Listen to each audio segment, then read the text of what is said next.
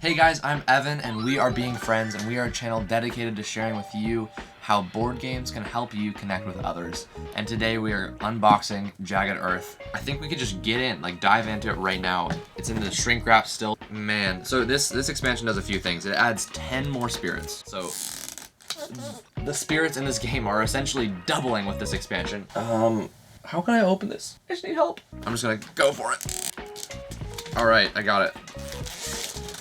This is weird. I'm just like spiraling it. Wow. Yeah. We got a rule book here, which is the same size and about as many pages as the base game rulebook. What else we got here? We got 2 new island boards. Plus this expansion lets you play with up to 6 players. We got tons of tokens here.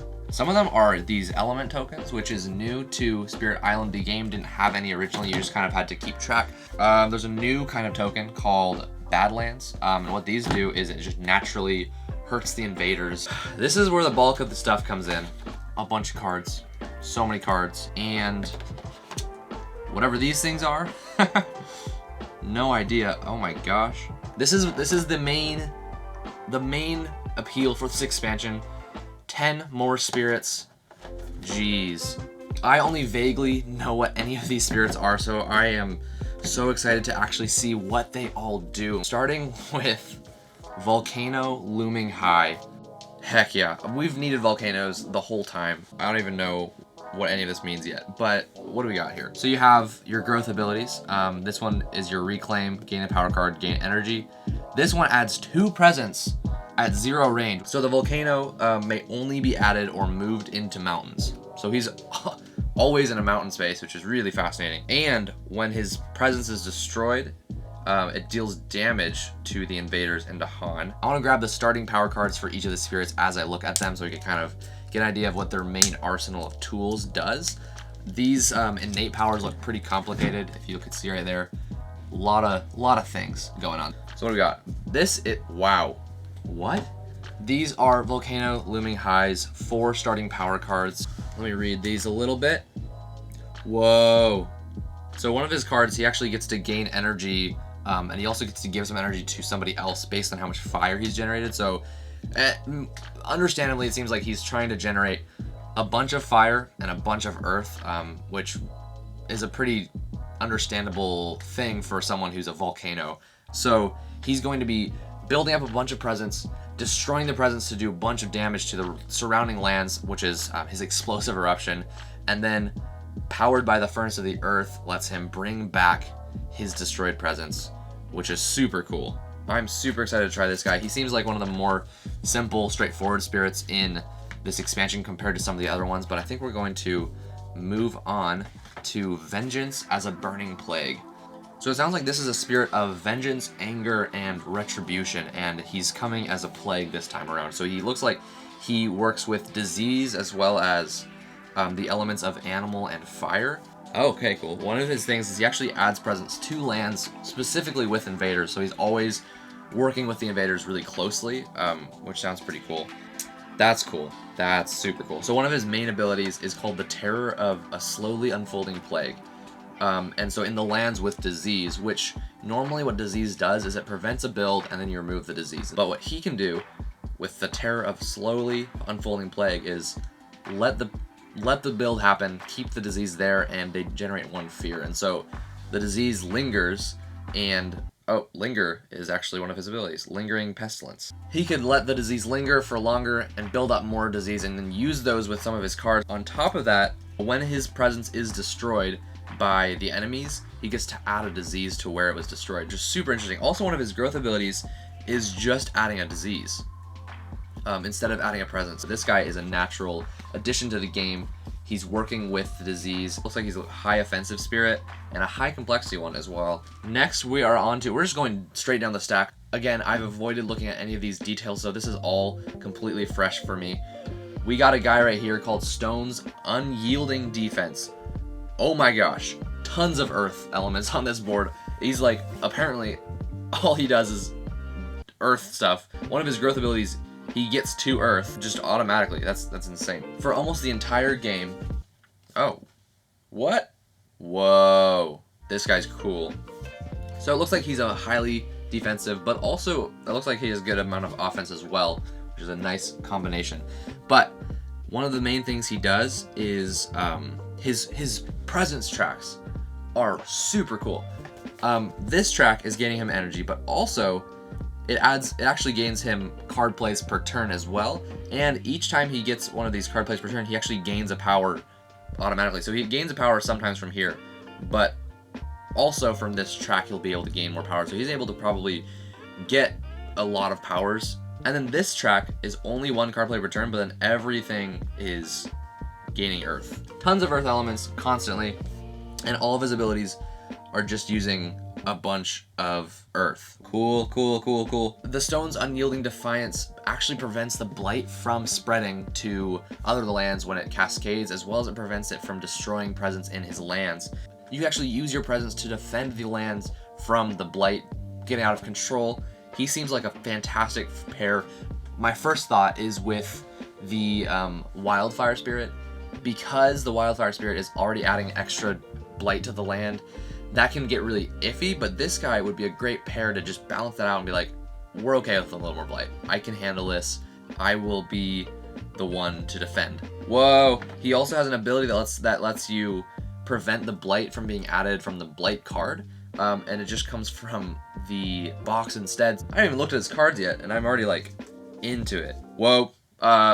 Excitement is happening. This spirit starts with 5 power cards. We'll get on to him in a second.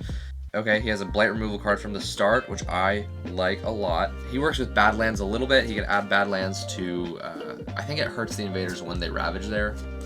I don't actually know yet. Let me actually look. So Badlands increase the damage dealt to the invaders as well as to the Dahan from spirit actions. And so everything else this spirit has, this looks like a really, really fun support defensive spirit compared to, I forgot his name. The original Earth Spirit, who's really defensive. I literally don't even remember what he's called. Geez, I can't. This looks like a much more interesting version of that spirit. Much more my style, personally. And I'm super excited to play him.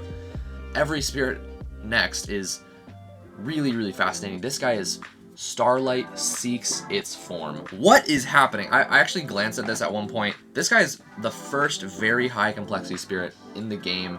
Geez, you have 6 different growth tracks. Each of these growth tracks, if you can take the presence off of them, then you actually unlock more growth abilities, and you pick 3 growth abilities on your turn. Getting more of those early is going to be super strong, I imagine. There's a bunch of these star symbols on your presence tracks, and it looks like when you take a presence off of that track, you get to choose an element, any of them, and gain that element every turn in the game. So your ability to choose your path with the spirit seems absolutely mind-boggling. There's so many different innate powers that use a variety of elements, and so this one seems like it's going to be one of the most do what you want and have fun spirit in the game. The summary of its powers are like question marks on all of them because it can literally go any way, essentially. Let's look at these cards. This is wild. Crazy stuff.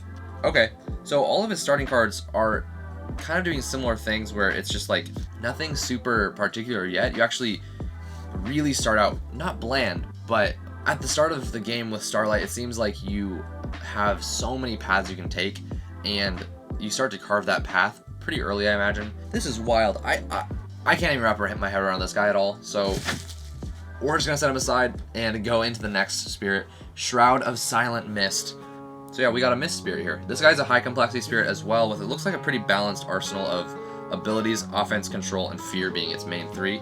Oh, interesting. So one of the first things that stands out is one of his abilities he can do every turn is actually move his presence, and so the Shroud of Silent Mist is actually not only spreading on the board, but also moving around a lot. In fact, his main growth ability that gains him presence adds it to lands he's already in, and so he has to actually build up and then spread from there. Cool. Apparently, every time he gains power cards without fire, he gains an energy. So this looks like this guy is the opposite of fire, as far from fire as possible. Oh, heck yeah. So one of his abilities makes it that, oh wow, that's cool.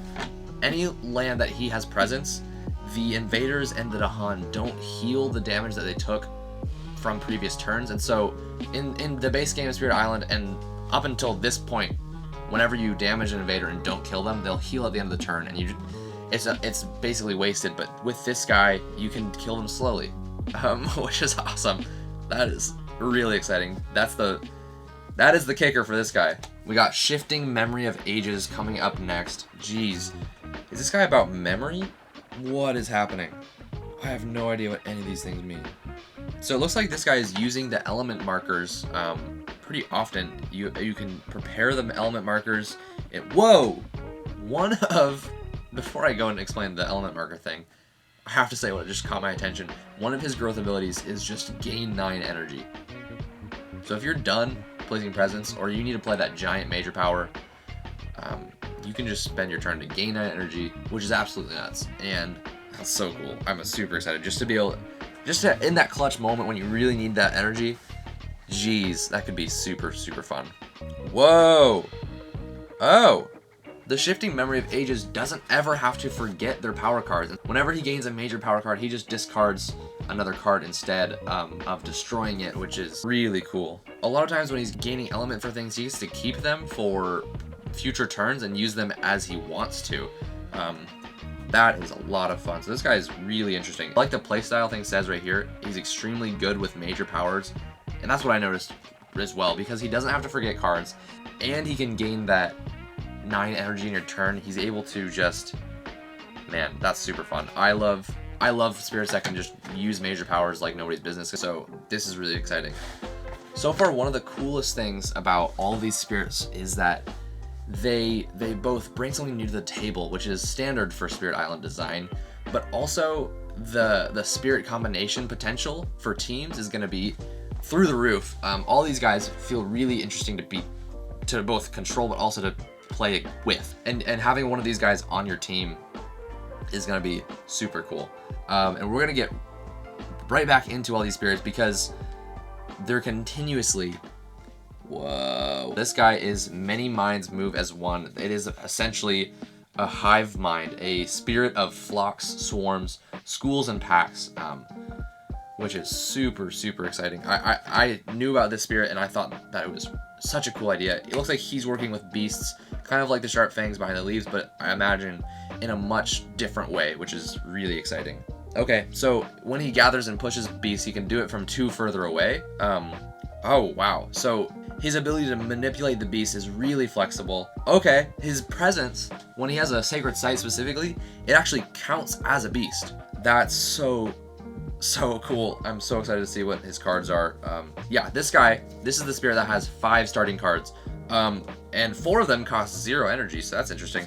One of them adds 2 beasts, one of them pushes invaders out with his beasts. Oh, cool. He can just destroy a bunch of beasts to scare them, which is kind of sad, but you gotta do what you gotta do. Defend with his beasts, of course. Of course, yep. Pretty simple sort of cards. He's a moderate complexity spirit as well, but that is super exciting too. I want to see how this spirit plays out. I imagine, I'm already excited just looking at them. Playing them is going to be a whole nother world. Hopefully soon I'm going to be able to make a video where I talk about my 3 favorite spirits from Jagged Earth. I did that with the spirits I had up until Jagged Earth, and if you want to check that out, you can check out the video right in that corner over there. I'll link it there as well as in the description. What do we have next? Lure of the Deep Wilderness. I already imagine that this guy would be super fun to play with. The Keeper of the Wilds, because they're both about this deep sort of wilderness. That's cool. So he has 2 different sections of growth abilities, and he chooses one from here and then one from here, which, I don't know. I like that. It's new. It's fun. He's got a lot of element stuff. Okay. This guy seems interesting. He's another moderate complexity. He apparently uses Badlands, Wilds, Beasts, and Disease, so he seems like a really interesting combination of abilities. And looking at his cards, that's pretty dang true. Glancing at this guy's abilities, I really don't even know what he's going to be doing. So yeah, he has cool stuff going on. I don't really know what's going on though with him. I'm excited to look at some of these upcoming spirits. So we only have 2 more. The next one is Grinning Trickster Stirs Up Trouble. What is this guy? This guy is a spirit who is messing with people, and he is causing trouble for the invaders and potentially for other people. So I'm really interested to see what this guy's going to do. Okay, so he looks like he's really good at working with Strife. He uses Strife and Beasts according to this. Cool. Yeah, he's adding Strife with his abilities, and It looks like he could pay an extra energy to add an additional strife, and so being able to do 2 strife for 1 is really cool. I think it's going to be one of the main things he's going to be trying to do. So let's look at his cards right here. This guy has a card called Unexpected Tigers, which is hilarious. What is his... The next card is called Impersonate Authority. Jeez. So he has a strife with this card, but it's because the spirit is taking on a form of some authority figure and impersonating them and just causing trouble. That's hilarious. Incite the mob. He makes the... Yeah, he's just causing trouble. He's really just causing trouble. Over enthusiastic arson. That's so funny. This guy's hilarious. Super excited to see how this guy works as well. He's another moderate complexity spirit. So there's like, what is there? A few moderates, a few highs, and a couple very high complexity spirits. The next one is also a very high complexity spirit. Let's look at this guy. His name is Fractured Days Split the Sky. Yeah, that's ridiculous. This is wild. What? So this guy's working with time, apparently. He can gain 1 time, and then he puts presence there to notate that, and then you could spend time. Wow. What? He has one of his growth abilities is called Gain a Power Card from Days That Never Were, which I imagine... Oh, here it is. Days That Never Were. Your 3rd growth option lets you gain any 1 power card from a special set you create during setup. When you gain a power card any other way, you may add 1 unchosen card to this set. Oh, heck yeah. So, super cool. So he starts with a set of power cards that he can gain over the course of the game. So he has a subset of cards that, depending on how the game goes, he can just choose from those. As well as anytime he gains a power card from some other thing, he gets to put 1 in there. And so he's able to really plan ahead. It's one of the saddest things in the game is when you draw some power cards to gain 1 and you want 2 of them so bad. If you are this guy, then you can get both of them. It just takes 2 gain a power card actions. Super interesting. What is his abilities? Yep. Oh my. Okay. So most of his abilities actually cost time to use. He has to spend his time that he can gain from his growth abilities. Super cool. So he has a whole nother resource, which first... Oh my god. This is wild. What is happening? This card says, until the end of the slow phase, target land and everything in it cease to exist for all purposes except for checking victory and defeat. I don't even know how to explain this one. I barely know what it does. It looks like he can move his presence, and the place that he moved from does less in the invader phase, and the place that he moved to does more. And so it's mitigating what the invaders do in a really interesting way. It's called 4 times sideways. Jeez, this is wild. So these are all of the new spirits in Spirit Island. Plus there's a couple more in a promo pack that I don't have yet, but geez, this adds so much to the game, and I am absolutely ecstatic to try all 10 of them multiple times. And so I'm looking at another 30 plays coming up. I think that's gonna be enough to finally like understand what's going on. I need to both play the spirits with each other, but also with the other 12 spirits. So many possibilities. This makes Spirit Island further the most replayable game of all time, in my opinion. I am so ecstatic. All of this comes together to become potentially the best expansion I've ever seen in any game. And I am seriously so excited to dive into this game more. We have got tons of new stuff. We got cards, we got spirits, we got adversary scenarios, aspects, new abilities, just a bunch of new stuff. I'm thinking about making a guide for every single spirit in the game, which will be a huge project because right now I have 22 spirits, so that's a lot of work to do. But if you're a huge Spirit Island fan like I am, I actually have a video that is a guide on how to be better at the game, because it's a pretty challenging game, and my guide I think will really help you get to the point where you can be much more accomplished, proficient, and just have even more fun with the game of Spirit Island. If you haven't seen it already, definitely check it out. If you have seen it, then I want to guide you to a video of mine that is telling you about some more of my favorite solo games. Spirit Island is one of them, absolutely, and this is a video about 3 other solo games that I really love.